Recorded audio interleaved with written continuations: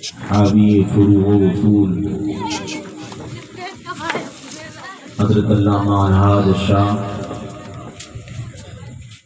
مفتی محمد شمیم عالم صاحب قبلہ حبیبی صدر المدرسین جامعہ اشرفیہ مسعود العلوم چھوٹی تکیہ بہرائی شریف و حاضرین مجلس، السلام علیکم ورحمۃ اللہ وبرکاتہ۔ وعلیکم السلام ورحمۃ اللہ وبرکاتہ۔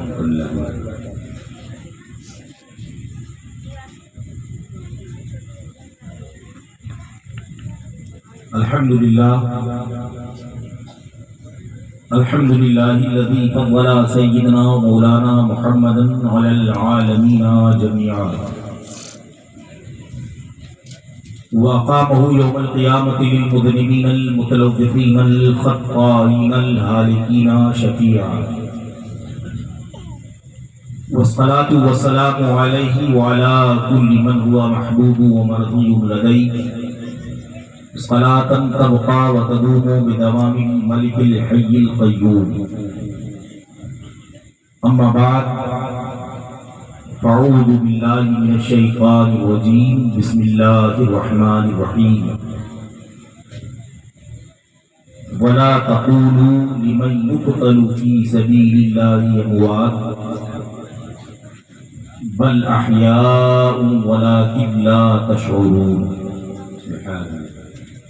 صدق الله مولانا العظيم وبلغنا رسوله النبي الأمين المتين الكريم الرؤوف الرحيم، ونحن على ذلك لمن الشاهدين والشاكرين والحمد لله رب العالمين. حضرات، آئیے سب سے پہلے آقائے نامدار مدنی تاجدار ہم غریبوں کے غمگسار، بے کسوں کے کس بے بسوں کے بس، لمبے لمبے ہاتھوں سے بھیگ دینے والے آقا، بے سہاروں کے سہارے حضور احمد مجتبیٰ محمد مصطفیٰ صلی اللہ تعالی علیہ وسلم کی پیاری بارگاہ گوہربار میں جھوم جھوم کر درود و سلام کا نذرانہ پیش کر لیں اور بآواز بلند پڑھیں، اللہم صلی علی سیدنا مولانا محمد معاذ الجود والکرم وآلہ الکرام ونبی کریم وآلہ وسلم، صلاۃ و سلاما علیک یا رسول اللہ صلی اللہ تعالی علیہ وسلم۔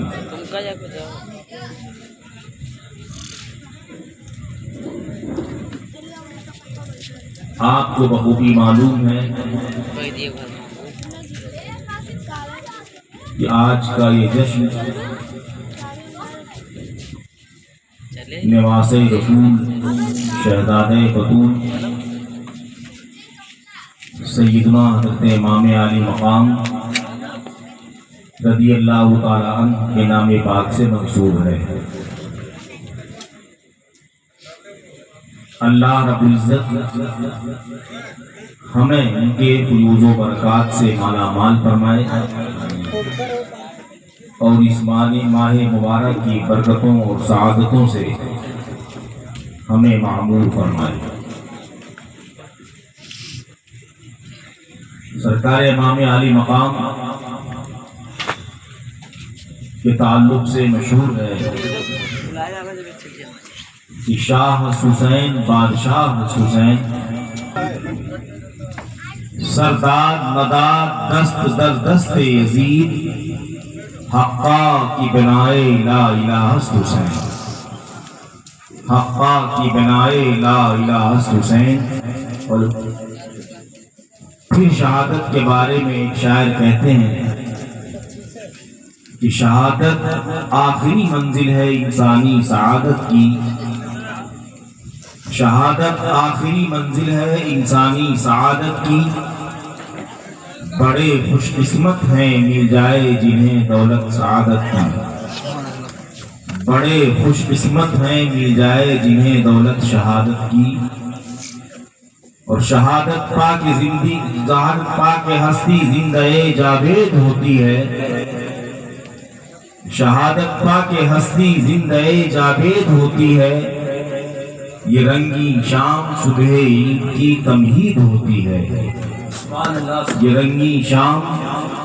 صبح عید کی تمہید ہوتی ہے۔ حضرات، حضرت امام علی مقام رضی اللہ تعالیٰ عنہ کے تعلق سے رسول پاک صلی اللہ تعالیٰ علیہ وسلم کی محبتیں اور آپ سے لگاؤ اور آپ سے الفت آپ عموماً سماعت فرماتے رہتے ہیں کہ اللہ کے پیارے نبی سرکار مصطفیٰ صلی اللہ علیہ وسلم حضرت امام علی مقام حضرت امام حسین رضی اللہ تعالیٰ عنہ سے اس قدر محبت فرماتے تھے کہ آپ کو حاذا ابنی بھی کہہ کر پکارتے تھے، یہ میرے بیٹے ہیں، نواسی کی جگہ پر بیٹا بھی کہا کرتے تھے۔ اور مشہور حدیث پاک ہے کہ رسول پاک صلی اللہ تعالیٰ علیہ وسلم تشریف فرما ہے، آپ کے ایک طرف آپ کے صاحبزادے حضرت ابراہیم تشریف فرما ہے، ننھے سی عمر میں ہیں، اور آپ کی دوسری طرف آپ کے نواسے حضرت امام حسین رضی اللہ تعالیٰ عنہ تشریف فرما ہے۔ اتنے میں حضرت جبریل امین سید الملائکہ تشریف لاتے ہیں، بارگاہ رسالت میں سلام عرض کرنے کے بعد عرض کرتے ہیں کہ اللہ کے رسول اللہ رب العزت نے آپ تک ایک پیغام بھیجا ہے۔ رسول پاک صلی اللہ علیہ وسلم ارشاد فرماتے ہیں خدا نے کیا فرمایا ہے؟ حضرت جبریل عرض کرتے ہیں کہ نبی پاک صلی اللہ علیہ وسلم سے کہ اللہ رب العزت نے ارشاد فرمایا ہے کہ میرے محبوب سے جا کر کہہ دو کہ اپنے جن دو شہیدوں کے ساتھ وہ تشریف فرما ہیں ان میں سے ایک کو اپنے پاس محفوظ کر لے، باقی رکھ لے، اور ایک کو میرے پاس بھیج دیں۔ یعنی آپ اگر چاہیں تو اپنے صاحبزادے کو اپنے پاس رکھیں، نواسے کی روح پرواز ہو جائے، اگر آپ چاہیں تو اپنے نواسے امام حسین کو اپنے ساتھ رکھیں، آپ کے بیٹے ابراہیم کی روح پرواز ہو جائے۔ اب آپ فیصلہ دیکھیے نبی پاک صلی اللہ علیہ وسلم کا اور حضرت امام علی مقام سے محبت کہ نبی فرماتے ہیں کہ اے جبریل جاؤ رب کے پاس میری طرف سے خبر پہنچا دو کہ میں اپنے پاس اپنے بیٹے ابراہیم کو رکھنا پسند نہیں کرتا، میں اپنے نواسے حسین کو اپنے پاس رکھنا پسند کرتا ہوں، ابراہیم کی روح پرواز کرتا ہوں۔ سبحان اللہ۔ حضرت ابراہیم کی روح پرواز ہو جاتی ہے اور حضرت امام علی مقام کونین صلی اللہ تعالیٰ علیہ وسلم کے پاس تشریف فرما ہو جاتے ہیں۔ حضرات آپ غور فرمائیں، نبی فرماتے ہیں کہ اگر ابراہیم جائیں گے ان کی روح پرواز ہوگی تو ان کا غم صرف مجھے ہوگا اور وہ میں برداشت کر لے جاؤں گا، لیکن اگر میرے نواسے حسین مجھ سے جدا ہو جائیں گے تو مجھے جو تکلیف ہوگی وہ ہوگی، ان کے جانے سے میری لخت جگر فاطمہ نکال ہو جائے گا، ان کا برا حال ہو جائے گا، حضرت علی پریشان ہو جائیں گے، میرا کنبہ میرا خاندان پریشان ہو جائے گا، اس لیے میں اپنی پریشانی برداشت کروں گا اور اپنے ساتھ اپنی بیٹی اپنے داماد اور سارے خاندان کی پریشانی برداشت نہیں ہے۔ ابراہیم مجھ سے جدا کر لیے جائیں لیکن حسین کو میرے پاس باقی رکھا جائے۔ اس کے بعد سے صحابہ فرماتے ہیں کہ جب حضرت امام حسین ننھی سی عمر میں اپنے ننھے قدموں سے چل کر نبی کے پاس تشریف لاتے تو نبی پاک صلی اللہ علیہ وسلم ارشاد فرماتے مرحبا بکا یا ابنی، مبارکباد ہو تجھے اے میرے بیٹے، میں نے تجھ پر اپنے بیٹے ابراہیم کو قربان کر دیا۔ اے بیٹے تم مجھے اس قدر پسند ہو، تم مجھے اتنا عزیز ہو کہ میں نے اپنے خون اپنے صاحبزادے اپنے بیٹے ابراہیم کو تمہاری وجہ سے قربان کر دیا۔ مسلمانوں اس طرح محبت فرماتے تھے حضرت امام علی مقام سے رسول پاک صلی اللہ علیہ وسلم کہ اپنے بیٹے کو قربان فرما دیا۔ دوسری حدیث پاک ہے، مسلم شریف میں بھی حدیث موجود ہے، ایک مرتبہ رسول پاک صلی اللہ تعالی علیہ وسلم مسجد نبوی میں تشریف فرما ہے، منبر شریف پر ہے، خطبہ دے رہے ہیں، لوگوں کو واعظ و نصیحت کر رہے ہیں۔ واعظ و نصیحت کرتے کرتے جب مجمع پر نبی پاک صلی اللہ علیہ وسلم کی نظر پڑتی ہے تو میرے آقا صلی اللہ علیہ وسلم ہمیشہ یہ پسند فرماتے تھے کہ حسین میری نظروں سے کبھی اوجھل نہ ہو، حسین میرے نگاہوں کے سامنے ہی ہمیشہ موجود رہے۔ اسی لیے آپ مستقل روایتوں میں سنتے ہوں گے کہ کبھی گود میں نبی لیے ہوتے تھے، وہ گود جس گود پر ساری دنیا قربان ہو، ساری دنیا رش کرتی ہو، وہ گود جس گود پر ساری دنیا اپنی عزت دینے کو قربان ہو، اس گود میں نبی کونین امام حسین کو لیے رہا کرتے تھے، اور کبھی اپنے دوش مبارک پر بٹھا لیا کرتے تھے، اور کندھے پر بٹھا کر نبی کے زلف عنبری امام عالی مقام کے دستے پاک میں ہوتے اور نبی پاک پیدل تشریف فرما ہو جاتے، جن کی وجہ سے ساری کائنات بنائی گئی، جن کے بارے میں سرکار اعلیٰ حضرت فرماتے ہیں جن کے ماتھے شفاعت کا صحرا رہا، اس جبین سعادت پہ لاکھوں سلام، اس نبی کے کندھے پر اور گوش مبارک پر حضرت امام علی مقام بیٹھے ہیں اور زلف عنبری کو پکڑے ہوئے ہیں۔ ایک صحابی نے اس منظر کو دیکھ لیا کہ امام علی مقام بیٹھے ہیں اور گوش مبارک پر بیٹھ کر نبی کے بال مبارک کو پکڑے ہوئے ہیں، تو صحابی کہتے ہیں نعم المرکب، عربی کا لفظ ہے جس کے مطلب ہوتے کتنا عمدہ سواری ہے۔ اے امام حسین، آپ کی سواری کتنی عمدہ ہے کہ جو ساری دنیا میں سب سے اعلیٰ ہے، جس کے بارے میں اعلیٰ حضرت کہتے ہیں خط سے اولیاء، اولیاء سے رسول، اور رسولوں سے اعلیٰ ہمارا نبی۔ اس اعلیٰ نبی کے کندھے پر حضرت امام علی مقام بیٹھے ہوئے ہیں، تو صحابی کہتے ہیں نعم المرکب، کتنی عمدہ سواری ہے۔ تو مسلمانوں، اس میں نبی کی تعریف ہوئی کہ سواری بہت خوبصورت ہے، سواری بہت بابرکت ہے، بہت باعظمت ہے۔ نبی کو یہ پسند نہ آیا کہ صرف میری تعریف ہو اور میرے نواسے کی تعریف نہ ہو، نبی فوراً برجستہ ارشاد فرماتے ہیں صحابی تم نے صرف سواری کو دیکھا، سوار کو نہیں دیکھا، نعم الراکب، سوار کتنا عمدہ ہے۔ مسلمانوں، نبی برجستہ جواب دیتے ہیں جب سواری عمدہ ہے تو نعم الراکب، سوار کتنا عمدہ ہے، یعنی حسین کتنے عمدہ ہیں، حسین کتنے باز ہیں۔ اس باعظمت حسین کو رضی اللہ تعالیٰ عنہ کو حضرت رسول اکرم کبھی اپنی نگاہوں سے جدا ہونا پسند نہیں فرماتے تھے، جس سے آپ غور فرمائیں کتنے ظالم و جابر تھے وہ لوگ، کتنے سخت اور پتھر دل تھے وہ لوگ، جنہیں معلوم تھا کہ حضرت امام علی مقام کی عظمت کو کہ نبی اس قدر عزیز رکھتے تھے، اس کے باوجود بھی انہیں بھوکا پیاسا رکھ کر ظلمن میدان کربلا میں شہید کر دیا۔ مسلمانوں، میں حدیث بیان کر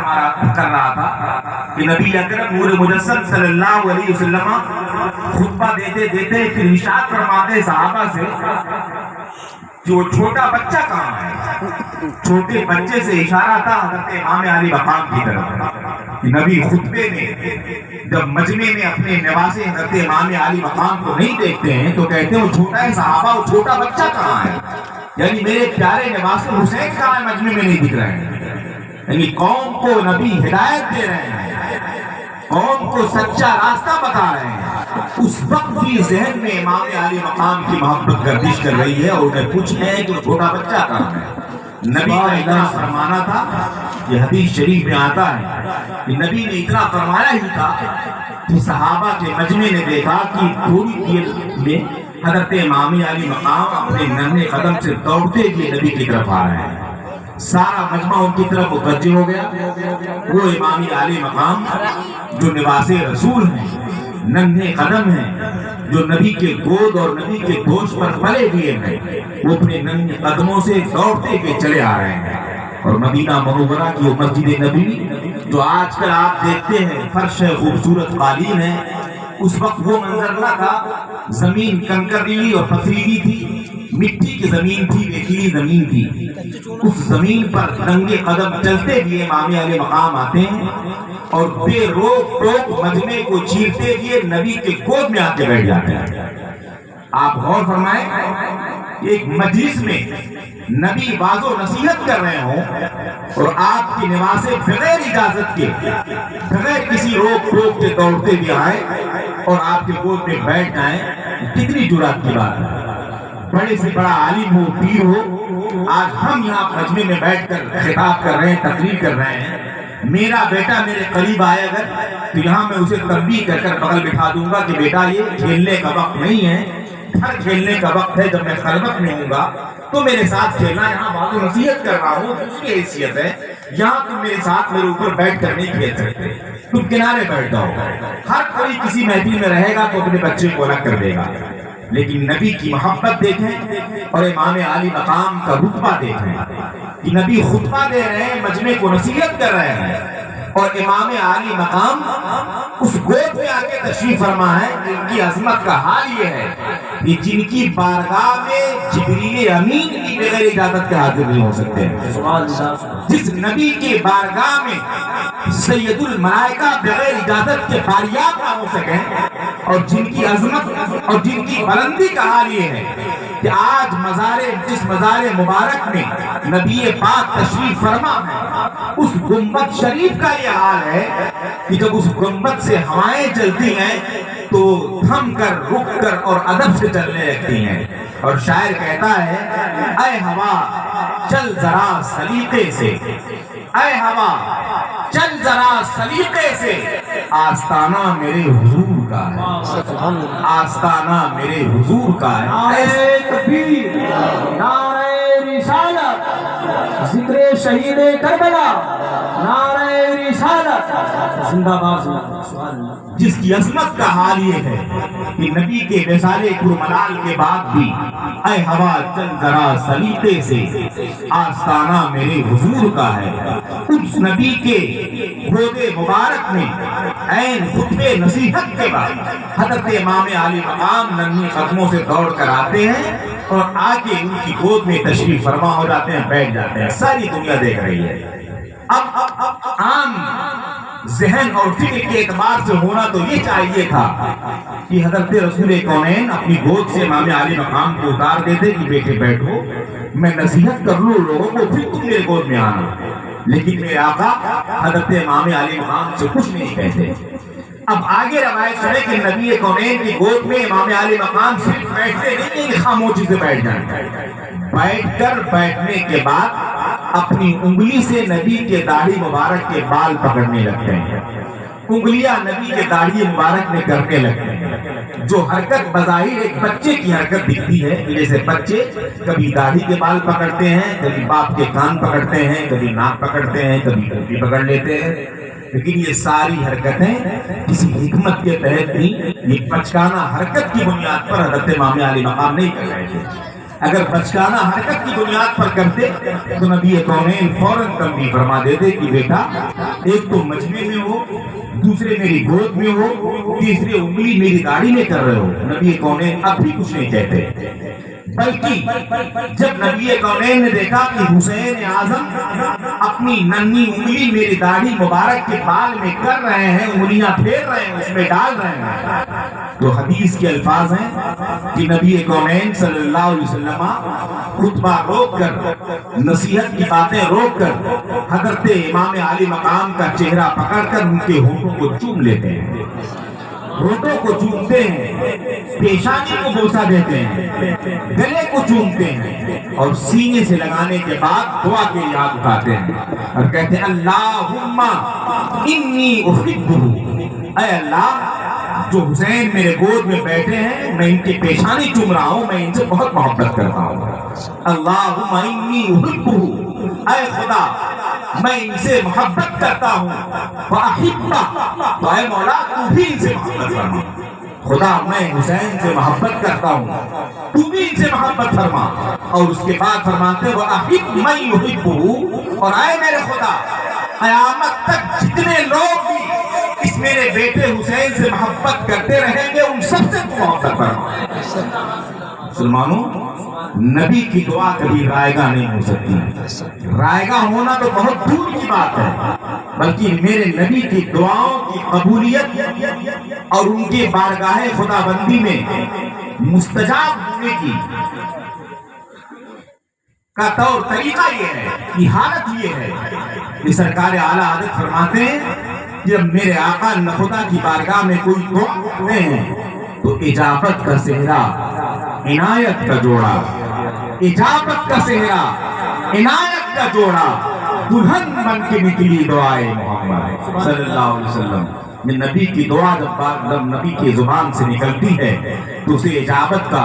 قبولیت کا جوڑا دے دیا جاتا ہے، عنایت کا صحرا عطا کر دیا جاتا ہے۔ یہ دعا ایسے نکلتی ہے جیسے دلہن سج دھج کے نکلے اور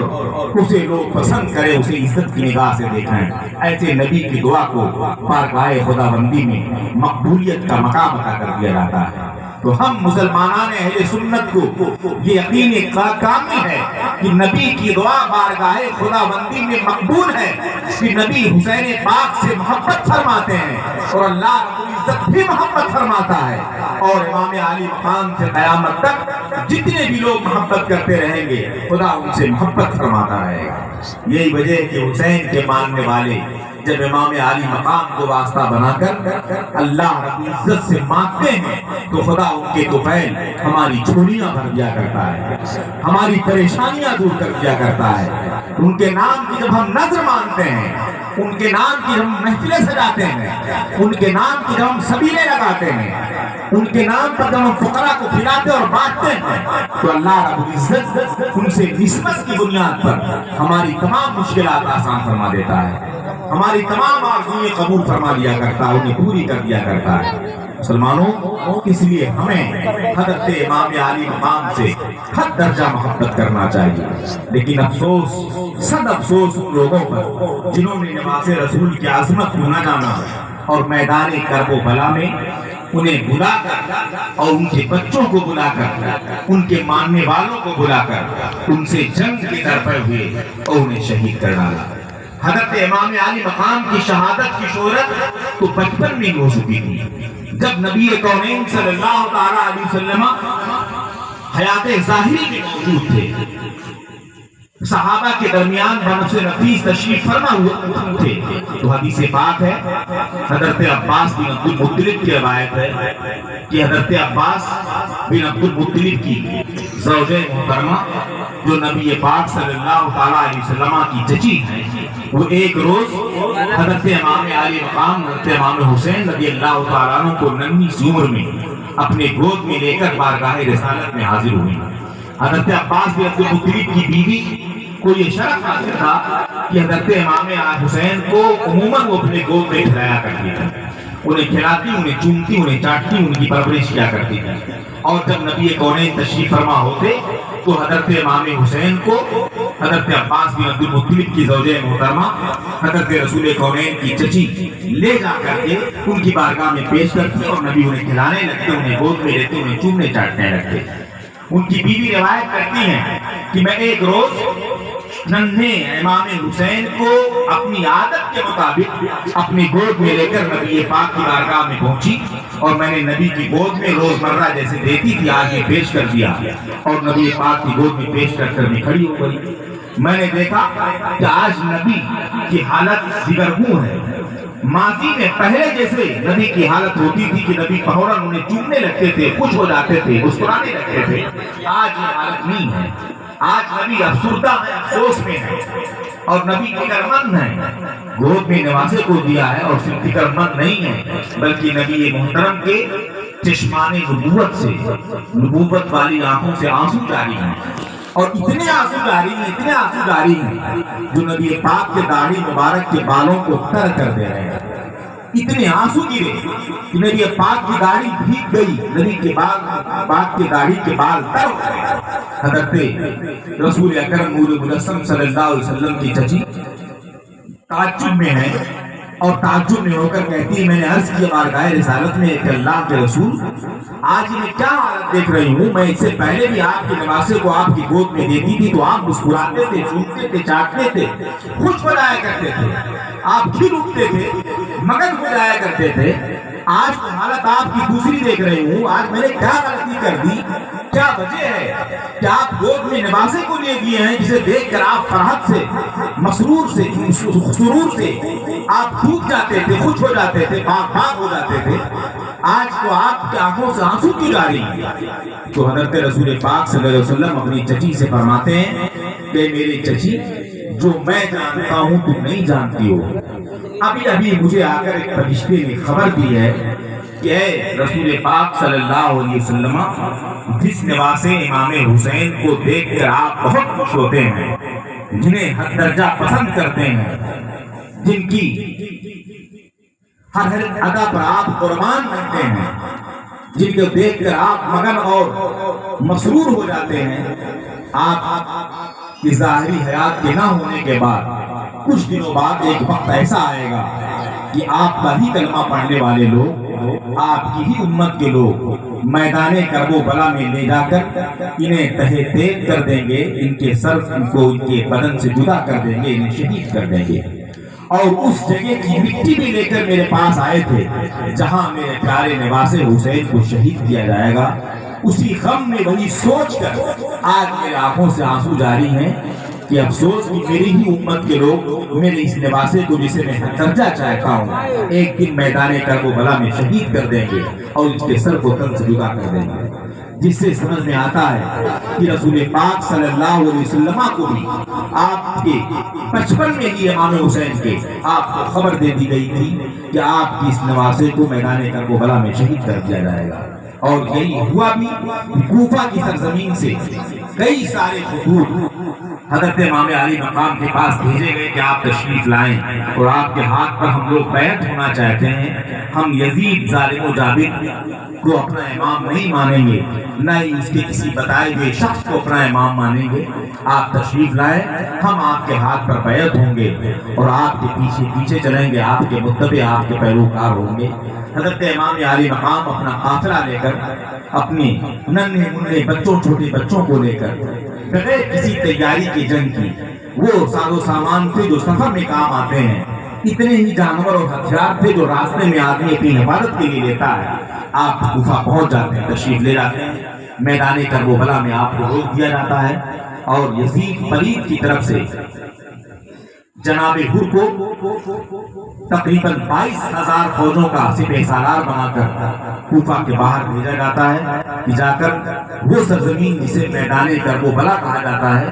جہاں سے نہر فرات بہتا ہے، وہیں جا کر حسین ابن علی اور اس کے پورے قافلے کو روکو اور انہیں کوفہ آنے سے منع کرو اور ان پر پانی بند کر دو، ان پر کھانا بند کر دو۔ حضرت امام علی مقام اپنا قافلہ وہیں روکتے ہیں، پڑاؤ ڈالتے ہیں میدان کرب و بلا پر، اور جناب حر اپنی پوری فوج لے کر حضرت امام علی مقام کو روک دیتے ہیں۔ امام علی مقام ارشاد فرماتے ہیں کہ حر، آپ یا تو مجھے کوفہ جانے دو یا تو مجھے مکہ شریف واپس ہونے دو، دونوں میں سے ایک راستہ ہمیں اختیار کرنے دو۔ اگر ہماری مہمانی تمہیں پسند نہیں ہے، تم نے لوگوں نے بلایا ہے تو میں اپنے وطن واپس چلا جاؤں۔ لیکن جناب حر نے کہا کہ مجھے یزید کی طرف سے یہ حکم ہے، میں سپہ سالار ہوں، کہ نہ میں آپ کو مکہ واپس جانے دوں، نہ ہی میں آپ کو کوفہ کے اندر داخل ہونے دوں، اور نہ ہی آپ کو نہر فرات سے پانی پینے دوں۔ مسلمانوں، ہم سنتے ہیں اور پڑھتے ہیں، اور سننے پڑھنے کے بعد جب ہماری نگاہوں کے سامنے منظر آتا ہے، سوچتے ہیں تو کس قدر ہمیں تکلیف ہوتی ہے۔ لیکن مجھ فقیر سراپا تقصیر نے، میں نے نہر فرات کو بھی دیکھا ہے، جا کر بغداد شریف جانے کا شرف حاصل ہوا ہے مجھے، کربلا شریف بھی میں نے دیکھا ہے، اور اس جگہ کی میں نے زیارت کی ہے جہاں حضرت امام علی مقام کو پڑاؤ ڈالنے پر مجبور کیا گیا تھا، جہاں آپ کا قافلہ تشریف فرما تھا۔ وہاں میں نے 2 رکعت نماز پڑھ کر وہاں برکتیں بھی میں نے حاصل کی۔ جو لوگ غلامان جاتے ہیں وہاں نمازیں پڑھ کر دعائیں مانگتے ہیں کہ اللہ کے محبوب بندوں کے قدم جہاں پڑ جاتے ہیں، اس سرزمین سے اگر دعائیں مانگی جائیں تو اللہ ان کی عظمت اور ان کی برکت کی طفیل دعائیں قبول فرماتا ہے۔ نعرہ تکبیر، نعرہ رسالت، مسلک اعلیٰ حضرت، جشن شہید اعظم کانفرنس، نعرہ رسالت۔ آپ کے قافلے کو پڑاؤ ڈالنے پر مجبور کر دیتے ہیں۔ حضرت امام علی مقام ٹھہرتے ہیں، ٹھہرنے کے بعد چونکہ وہ حضرت رسول کونین کی گود میں پڑے تھے، امام علی مقام اپنے لوگوں سے مشورہ کرتے ہیں کیا کیا جائے۔ آپ کے ساتھ بہت سارے جانثار آپ کے غلامان موجود ہیں، جس میں آپ کے ساتھ حضرت زہیر بھی موجود ہیں، آپ کے ساتھ حضرت مسلم ابن عوسجہ بھی موجود ہیں، آپ کے ساتھ اور دیگر غلامان بھی موجود ہیں۔ ظاہر سی بات ہے ہر شخص کے پاس نفس ہے، جوش ہے، گرمی ہے. آپ کے غلامان بھی اس پر تیار ہوئے کہ حضور اگر یہ لوگ جنگ پر آمادہ ہیں تو ہم ان سے جنگ کریں گے، آپ کی جان بچائیں گے، آپ پر آنچ نہیں آنے دیں گے. کیونکہ امام عالی مقام جو نبی کونین صلی اللہ علیہ وسلم کی گود میں پرورش پا چکے تھے، آپ نے ارشاد فرمایا کہ نہیں، میں نبی کی گود کا پلا ہوا ہوں، میں پہلے انہیں پیغام ہدایت دوں گا، میں جنگ کی ابتدا نہیں کروں گا، میں انہیں جنگ سے روکوں گا، خون بھی اور آپس میں فساد، لوگوں کا سر کٹے، لوگوں کی جانیں جائیں، اس سے بچنے کی راہ اپناؤں گا. حضرت امام عالی مقام اپنے خیمے سے باہر نکلتے ہیں اور یزیدی فوجوں کو مخاطب کر کے عربی میں کہتے ہیں حل من مغیثی یغیثنا، کون ہے تم میں جو ہماری مدد کرے، کون ہے تم میں جو ہمارا ساتھ دے. حل من مغیثی یغیثنا کا مطلب ہوتا ہے کون ہے تم میں جو ہماری مدد کرے، کون ہے تم میں جو ہمارا ساتھ دے. حضرت امام علی مقام جناب ہود کی طرف بھی توجہ کر کے کہتے ہود اب بھی تم سن لو، اور تم سب کو معلوم ہے کہ آج میں حسین ابن علی تنہا نواز رسول بن کر تمہارے سامنے بول رہا ہوں. اس وقت تمہارے سامنے میرے سوا کوئی نواز رسول نہیں ہے. پوری دنیا جانتی ہے کہ نبی اکرم نے مجھے اپنے گود میں پالا ہے،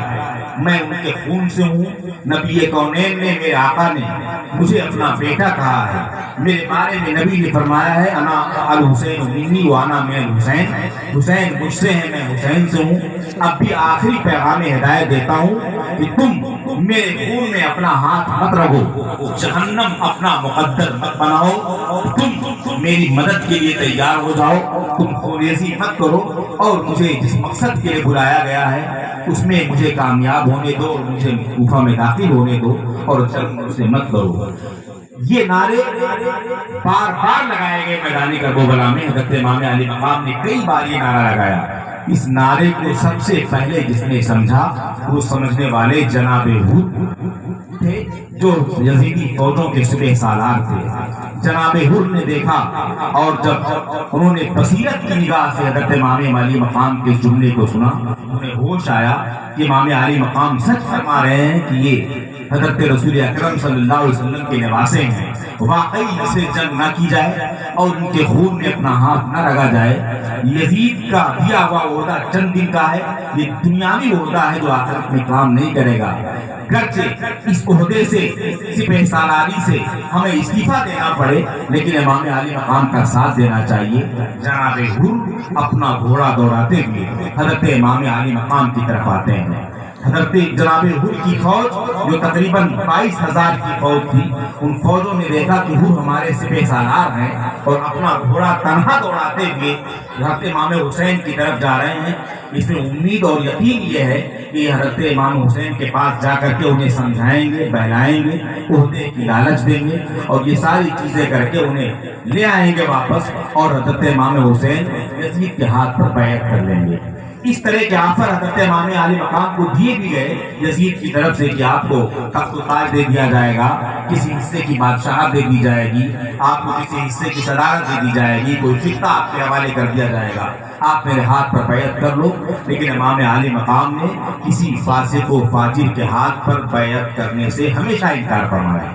اور حق کے خلاف جانے سے انکار فرمایا. اور آپ نے کہا کہ ہمیں دنیا نہیں چاہیے، ہم کسی فاسق و فاجر، اسلام کے خلاف عمل کرنے والے، دین اسلام کو کی جڑوں کو ہلانے اور کاٹنے والے کے ہاتھ پر ہم کبھی ہاتھ نہیں دے سکتے. جناب ہود جو اپنا گھوڑا دوڑاتے ہوئے حضرت امام علی مقام کے قریب آتے ہیں تو آنے کے بعد پوری دنیا دیکھ رہی ہے، فوجیں دیکھ رہی ہیں کہ ابھی اپنے گھوڑے سے اتر کر انہیں پہرائیں گے، پھسلائیں گے. لیکن منظر عجیب ہے. ظاہر تو یہ تھا کہ بہلانے اور پھسلانے جا رہے ہیں، لیکن اندر سے ان کا دل بدل چکا تھا. اور جناب ہود اپنے گھوڑے سے اتر کر جب پیچھے آتے ہیں تو اترنے کے بعد فوراً حضرت امام علی مقام کے قدموں میں گر جاتے ہیں، اور قدموں میں گرنے کے بعد قدم چوم کر اور رو کر بارگاہ امام علی مقام میں عرض کرتے ہیں کہ اے امام علی مقام، مجھ سے غلطی ہوئی کہ میں نے 3 دن سے آپ کا کھانا بند کیا، 3 دن سے آپ کا پانی بند کیا، میں نے آپ کو کوفہ جانے سے روکا، میں نے آپ کو مکہ شریف واپس ہونے سے روکا، میں نے آپ پر ساری چیزیں بند کر دی، مقید کر دیا آپ کے لوگوں کو. یہ مجھ سے غلطی ہوئی. آپ کے نعرے سے مجھے ہوش آ گیا ہے اور میری بصیرت کی نگاہ کھل چکی ہے. میں نے سمجھ لیا ہے کہ حقیقت وہی ہے جو آپ فرما رہے ہیں کہ بے شک آپ ہی کے تعاون میں، آپ ہی کے ساتھ میں رہنے میں نارین کی سعادتیں ہیں، دنیا اور آخرت کی بھلائی ہے۔ اس لیے اے امام عالی مقام، آپ میری گستاخی معاف کر دیں، آپ میری غلطی معاف کر دیں، آپ میری خطائیں معاف کر دیں جو میں نے آپ کے ساتھ کی ہیں۔ مجھے تسلیم ہے میری غلطی کہ میں نے آپ کا کھانا بند کیا ہے، میں نے ہی آپ کا پانی بند کیا ہے، میں نے ہی آپ کو اس زندگی کی ریت پر پڑاؤ ڈالنے پر مجبور کیا ہے، میں نے ہی آپ کے ننھے بچوں کے حلقوم کو پر پانی کے قطرات جانے سے روکا ہے کہ حلقوم کانٹے پڑ گئے ہیں۔ آقا میری گستاخی معاف کر دیں، میری غلطی معاف کر دیں۔ یہ کہتے ہیں تو تاریخ یہ بتاتی ہے کہ امام عالی مقام نے یہ ارشاد نہیں فرمایا کہ میں نے آپ کی غلطی معاف کر دی، بلکہ امام عالی مقام جناب حر کو اپنے گود میں لے لیتے ہیں اور لینے کے بعد ارشاد فرماتے ہیں، حر جا تو جہنم سے آزاد۔ نعرہ تکبیر، نعرہ رسالت، ذکر شہید کربلا، نعرہ رسالت، زندہ باد سبحان اللہ۔ حضرت امام عالی مقام اگر یہ ارشاد فرماتے کہ میں نے تمہاری غلطی معاف کر دی تو عام انسان کر سکتا ہے کہ جس کی غلطی، جس کے ہاں غلطی کی جائے، جس کی گستاخی کی جائے، اس سے معافی آدمی مانگے تو معاف کر دے، تو وہ عام آدمی کی بات ہے، عام آدمی معاف کر سکتا ہے۔ لیکن اس وقت امام عالی مقام نے جناب حر کو احساس کمتری کا شکار ہونے سے بچایا اور ان کے حوصلے کو بڑھانے کے لیے اور اپنی طاقت اور اپنی عزت و عظمت اور اپنے رتبے کو بڑھانے کے لیے ارشاد فرمایا کہ اے حر تیری غلطی معاف نہیں، جا تو جہنم سے آزاد ہے۔ یہ کہہ کر امام علی مقام نے ثابت فرما دیا کہ اے لوگو، میرے نانا جان کی جنت ملکیت ہے، رب نے جنت کا مالک بنا دیا ہے۔ میرے نانا جسے چاہیں گے جنت دیں گے اور جسے چاہیں گے جنت سے روک دیں گے، تو اپنے نانا کی دے دی اس اختیار کا حصہ تو مجھے ملا ہے، میں بھی اپنی طرف سے جنت جناب حر کو دے رہا ہوں اور ان سے کہہ رہا ہوں جاؤ جہنم سے تم آزاد ہو۔ اس سے سمجھ میں آتا ہے کہ امام عالی مقام کا اختیار میدان کربلا میں بھی موجود تھا۔ اگر وہ چاہتے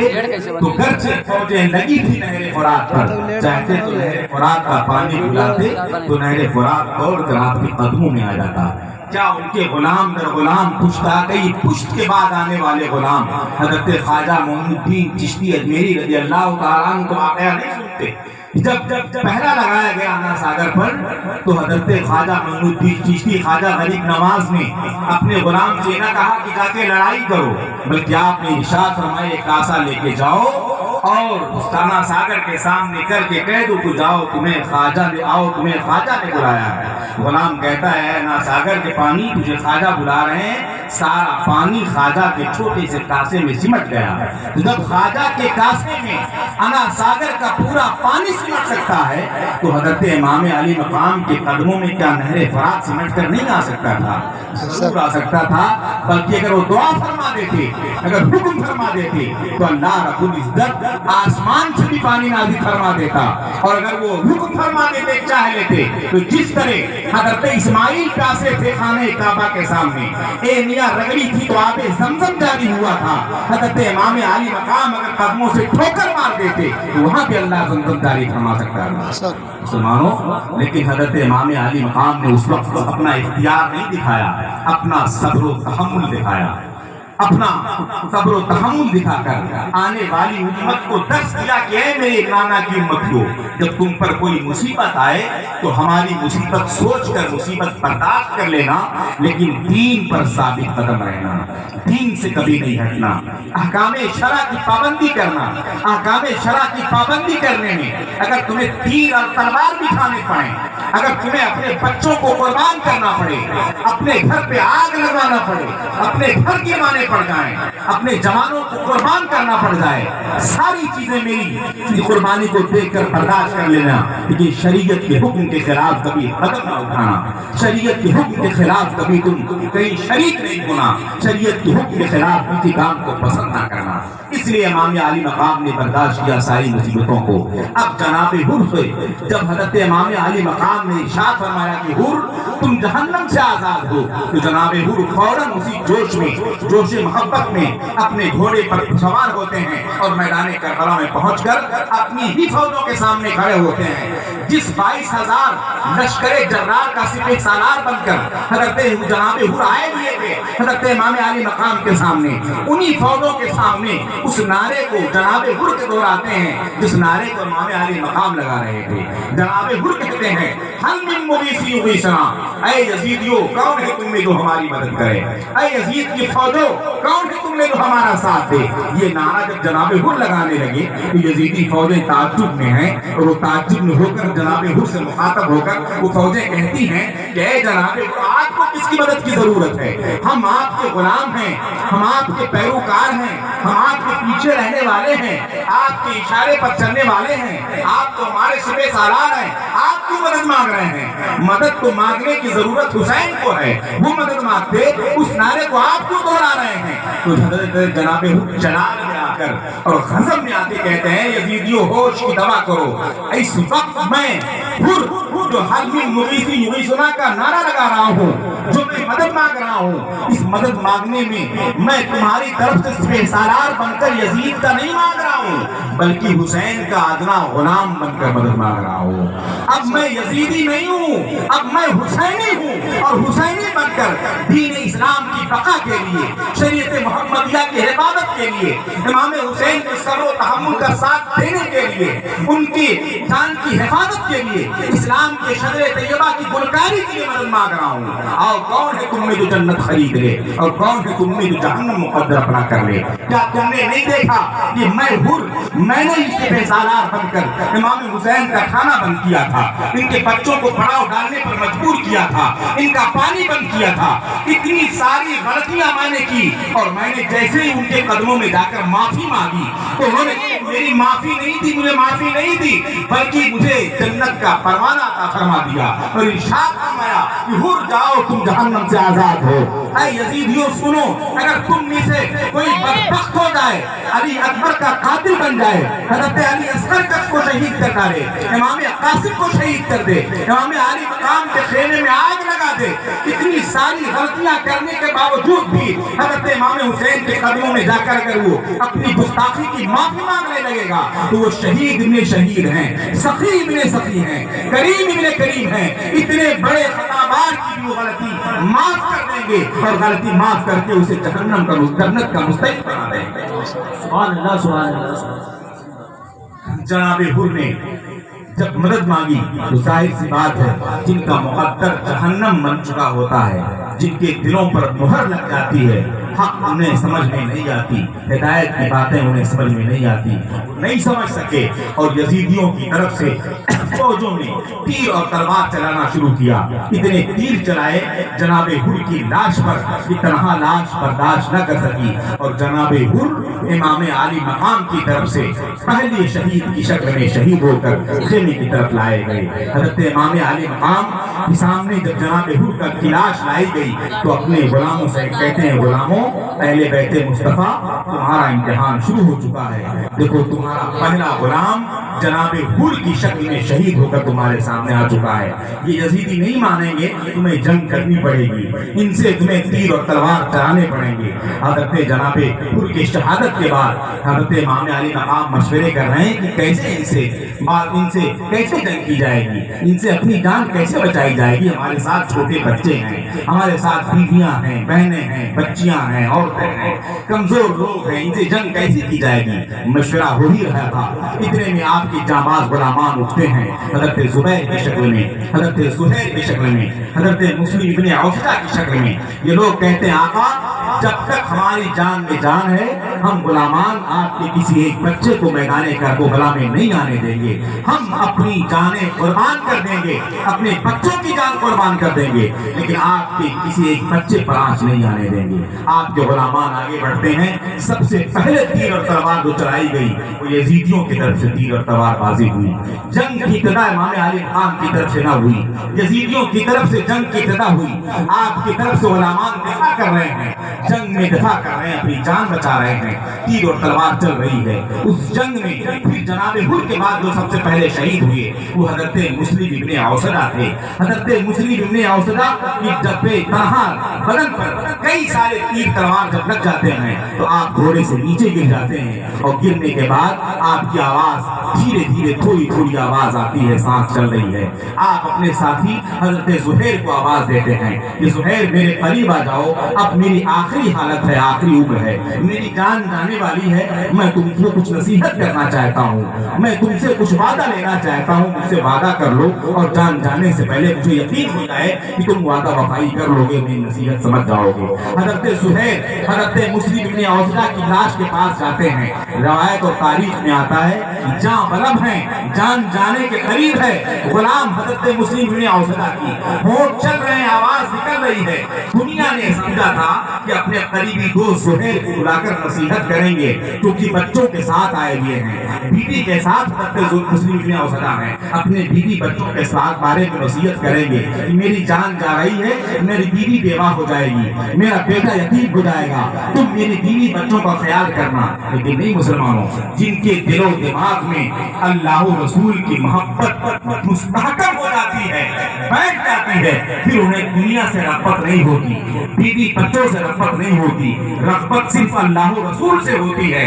اور ان کی شریعت سے ہوتی ہے, ان کے بتائے ہوئے راستہ سے ہوتی ہے. حضرت مسلم ابن اوسدہ کے ہونٹوں کے قریب حضرت زہیر جب اپنے کان کو لے جاتے ہیں تو دھیرے دھیرے حضرت مسلم ابن اوسدہ کہتے ہیں زہیر میں تو دنیا سے جانے والا ہوں, میری جان جانے والی ہے, لیکن تم مجھ سے یہ وعدہ کر لو کہ جب تک تم غلامان دنیا میں موجود رہنا تو آقا حسین کے کسی ایک بچے کو میدان کربلا میں مت آنے دینا. جب تک تمہاری جان میں جان ہے, تمہارے بدن میں خون ہے, جب تک تم زندہ ہو تم اپنے بچوں کو قربان کر دینا, خود اپنی جان کی بازی لگا دینا, لیکن جب تک تم جینا